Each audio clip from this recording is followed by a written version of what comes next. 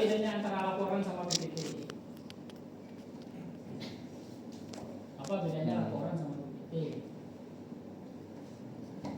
PPT itu jauh lebih ke intinya Pak langsung. Kalau di PPT itu cuma intinya aja yang dilihat. Kebanyakan gambar, gambar sama tulisan. Kalau laporan itu penjabarannya sih. Ada penjabarannya di sana. Jadi ketika saya nggak ngerti di PPT, saya lihat penjabarannya. Kayak permasalahan, nah ini gambar-gambar apa sih, ada nggak penjelasannya nanti? Oh, penjelasannya ada. Yang pertama, udah selesai kan permasalahan kan? Ya, Pak. Udah. Perlu nggak ditampilkan tujuan dan ide bisnisnya? Kalau menurut kalian perlu ya tampilkan. Lebih bagus nggak ada tujuan dan ide bisnisnya? Lebih bagus. Lebih bagus. Misalnya lebih bagus ya berarti tampilkan. Tapi kalau menurut anda nggak perlu, saya pengen yang lain ya nggak masalah. Tolong dengarkan ya, nanti tersesat anda nanti. Ya, baik, Pak.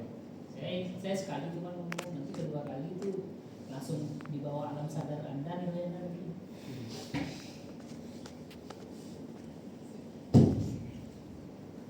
Yang namanya rencana cuy, ini rencana nih.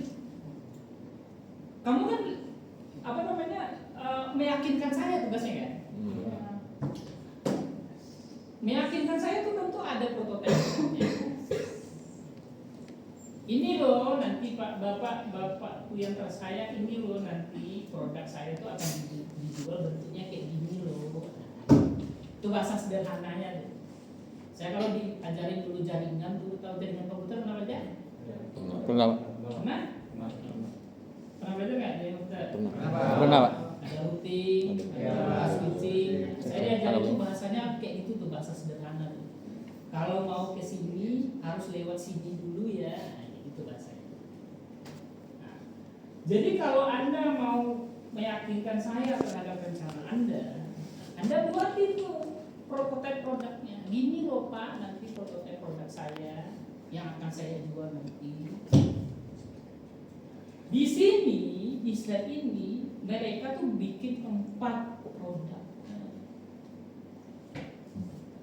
Berarti ada 4 jenis varian nanti itu. Dibikinkan sama dia, ditampilkan sama dia.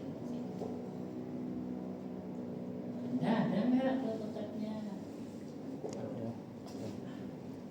Kalau nggak ada, perlu nggak Pak saya tambahkan? Menurut Anda perlu nggak? Perlu. Ya nggak tahu saya. Kalau mau 90, kira-kira perlu nggak? Perlu, Pak.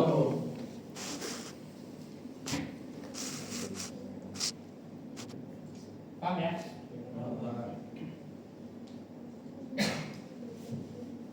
Poin pertama apa tadi? Permasalahan. Poin kedua, Tujuan. marketnya. Sudah terpenuhi 2 kan? Ya, Pak. Sudah, Pak.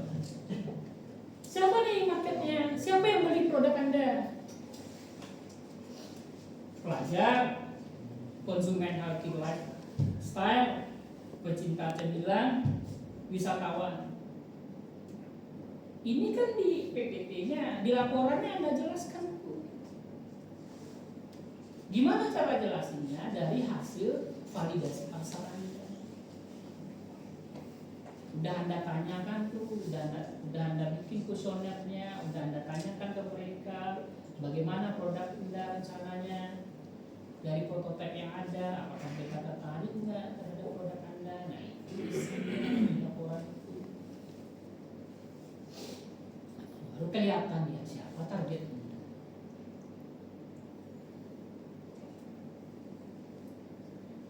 Berikutnya adalah analisis kompetitor namanya.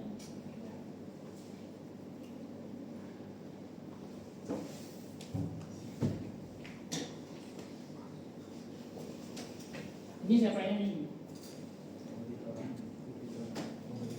Siapa? Kompetitor. Ini Produk. apa? Produk. Ini namanya kalau ada grafik kayak gini apa?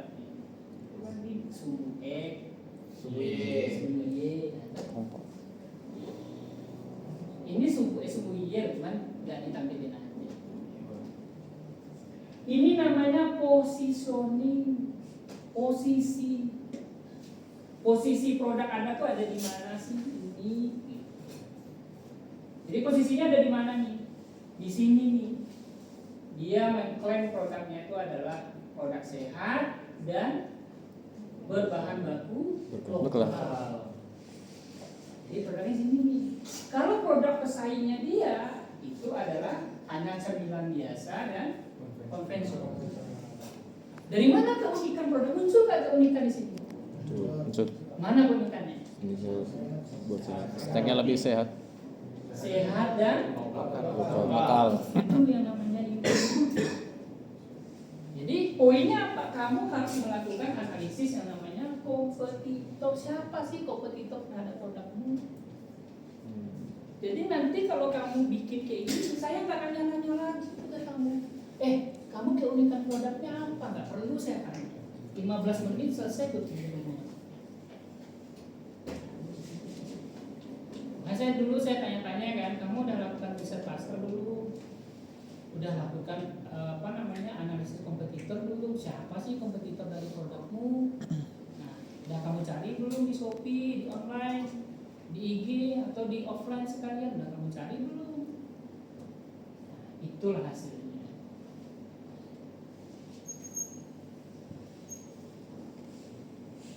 Ada pertanyaan dulu? Oh, enggak.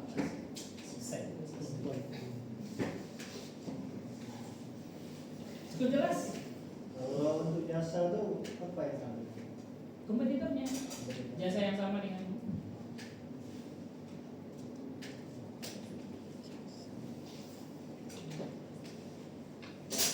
saya lanjutkan ya. Ya, Pak. Baru nih traction nih. Nah, di traction ini dibikinkan grafik sama dia nih. Kemarin itu saya minta revisi ke mereka. Tolong dong tractionnya direvisi. Saya mau tractionnya itu berdasarkan market yang kamu tuju. Misalnya tadi ada berapa marketnya, targetnya? Ada 4 kan? Ya, Pak. Mana hasil tractionnya? Ya pakai kuesioner lah. Suruh mereka ngisi. Kalau misalnya ke mahasiswa, berarti kamu ngasih kuesioner ke mahasiswa. Apa yang pengen kamu tanyakan ke mereka terhadap produk ini?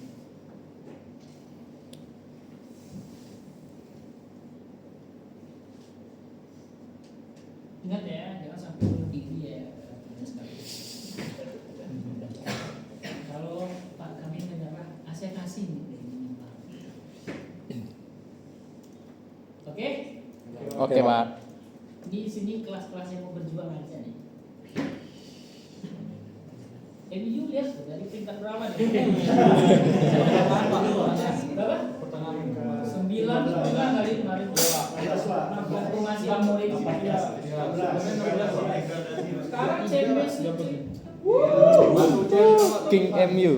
Sekarang itu King. masih peringkat 10. Liverpool mana juga berapa?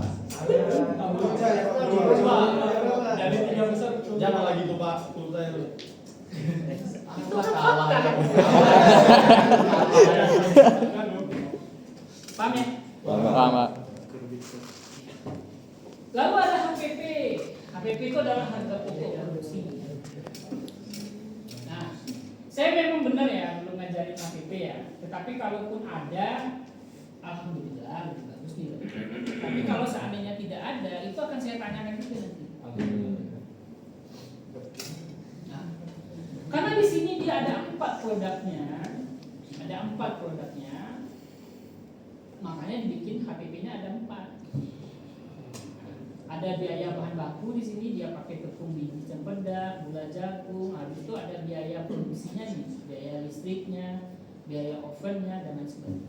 Dan dideskripsikan kan, muncullah HPP. Nah, setelah dibikinkan HPP-nya, ada harga jualnya.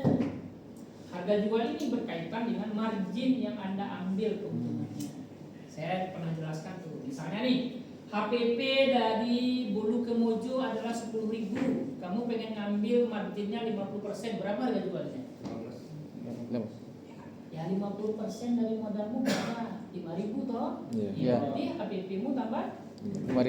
5.000 berarti 15.000. Nah, tapi ingat nih, penentuan HPP itu, harga jual itu harus dibandingkan dengan harus punya data perbandingan dengan pesaingnya.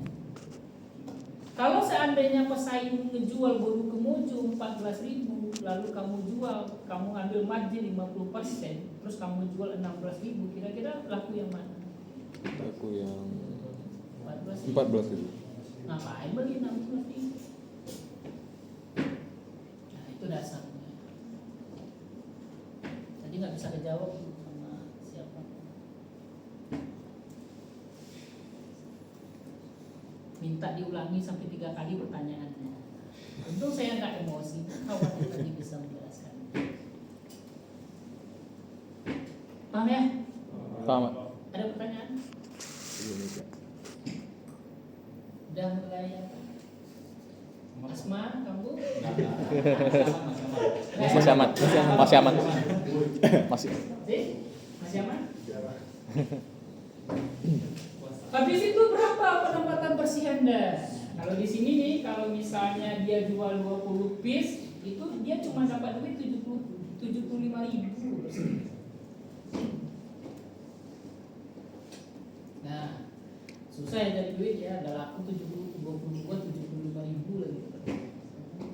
Yang enak tuh gimana ya, korupsi kan?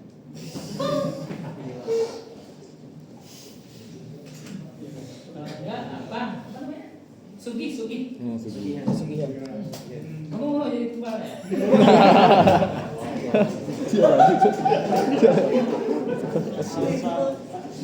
Jangan Bapak ya. Masa saya jadi tumbal ya? Enggak lah. Nah, kalau nggak mau kayak itu harus berusaha. 75.000 kecil, tapi untuk dapetinnya susah. Coba kalian dagang, susah nih. Ini capeknya, mengangkatnya. Habis itu dibikinkan BMC-nya. Ini saya juga minta revisi kemarin nih. BMC itu harus pakai gambar ya. Mungkin ini dia bikinnya karena nggak muat lagi, makanya dia bikin BMC. Setelah dibikinkan BMC tadi udah berapa tuh? Ada marketnya tadi ada? Ada. Identifikasi masalahnya ada? BMC-nya ada, baru 3 poin kan? Ada. Actionnya ada berarti? Ada, Pak. Terakhir bikin kelihatan usahanya, udah selesai. Nah, yang kurang dari slide ini adalah dia tidak punya data pembanding dari kompetitor. Harusnya mereka punya data pembanding. Itu aja. Nah, ada pertanyaan? Itu gimana maksudnya? Jadi kan Sabtu besok kan pulang lagi nih Pak. Itu kami bukannya dalam bentuk PPT itu atau laporannya Pak? Ke Bapak Pak untuk Dikumpulkan. Iya Pak. Dikumpulkan dua-duanya. Dua-duanya Pak.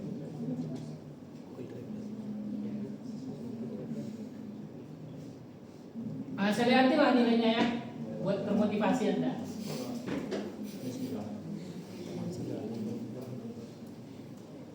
Saya tuh nggak pelit nilai, asalkan kalian tuh ya bukan menurut Sesuai. ya kamu ngerjain apa enggak?